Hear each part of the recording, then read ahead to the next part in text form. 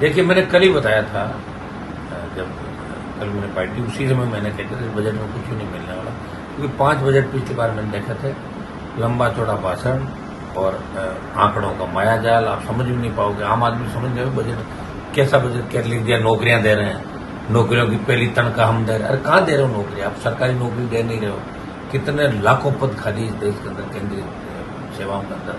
आपने किसान की आय दुगनी करने की बात करी थी, प्रधानमंत्री ने किसानों के साथ समझौता किया, एमएसपी की बात करी, कहीं बजट के अंदर जिक्र नहीं। बढ़ती महंगाई, पेट्रोल डीजल, यूपीए सरकार जब गई थी और एनडीए आई, उस समय अगर इंटरनेशनल मार्केट के अंदर क्रूड ऑयल का प्रति बैरल भाव आप देखेंगे तो उस समय से अब कम है, लेकिन फिर भी पेट्रोल डीजल बढ़ रहा है। तो कम से कम 60, 62, 58, 55 के भाव से आज 100 के पार चला गया। किसान, जवान और आम वर्ग, आम उपभोक्ता, जिसको बहुत बड़ी उम्मीद थी, और इस बार उम्मीद ये भी थी कि मोदी और अमित शाह का घमंड देश की जनता ने उतारा, बीजेपी की सीट कम की, 400 पार का नारा दिया, तो लग रहा था कि बजट में कुछ ठीक होंगे ये लोग, लेकिन उन्होंने बिल्कुल उसी हिसाब से बजट दिया। सिर्फ 2 राज्य, आंध्रा और बिहार, जहां के गठबंधन से ये सरकार, उन राज्यों को जरूर पैकेज दिया है।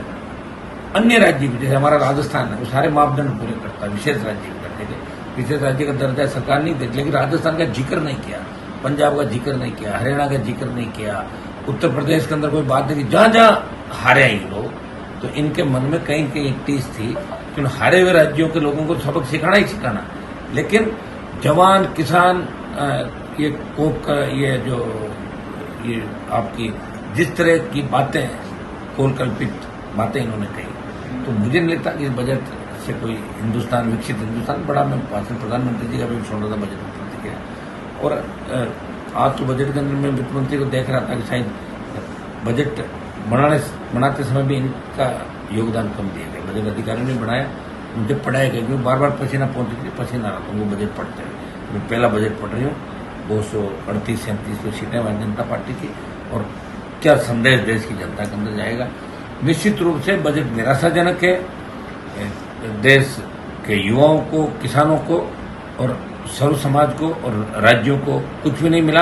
विशेषकर हमारे राजस्थान के लिए इसके अंदर कुछ नहीं मिला। रेल का तो नाम तक इस बजट के अंदर नहीं लिया गया। कहाँ ये रेलवे का बजट पहले अलग होता था, हो सकता है डिमांड के अंदर बात करें, लेकिन रेल का नाम इस बजट में नहीं लेना कि रेलवे को आप क्या दे रहे हो, किन किन को क्या दे रहे हो। आप उन जनता पर कर लगा रहे हो, बढ़ा रहे हो, उन्हीं को घटा रहे हो और उसी को वापिस दे रहे हो।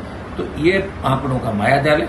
इस बजट से हिंदुस्तान विकसित नहीं हो सकता। क्या आप लोग को इस बात से दर्द है क्या कि आंध्र प्रदेश को पैकेज दिया गया, बिहार को पैकेज दिया गया? इस बात का दर्द है क्या आप लोग को? हम खुश हैं, इस बात से दर्द नहीं है। मैं तो कह रहा हूँ कि वो जो डिमांड कर रहे हैं उनको पूरी करने की। वो तो विशेष राज्य के दर्जे की बात करें, बिहार वाले खड़े होकर बोल रहे थे ना कि हमारे पैकेज नहीं, विशेष राज्य का दर्जा दो।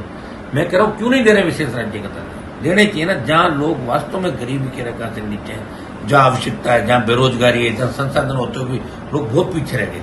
तो बिहार को विशेष राज्य के दर्जे की आवश्यकता है, आंध्र को पैसा दो, राजस्थान को विशेष राज्य का दर्जा दो, उड़ीसा को पैसा दो, सबको दो।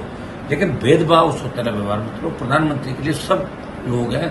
पिछली बार राजस्थान ने 25 सीट दी, हरियाणा ने 10 दी, पंजाब ने भी दी, यूपी ने पूरी दी। तो इस बार क्या हो गया? ठीक है, सीटें कम आ गई, जिनकी गलतियों की वजह से कहीं कहीं अग्निवीर, किसान, पहलवान बेटी, ये मुद्दे थे जिनकी वजह से भारतीय जनता पार्टी को पीछे हटना पड़ा। आने वाले समय अगर यही तानाशाही इनकी चली तो इनको सत्ता से देश का जवान किसान बाहर कर देगा।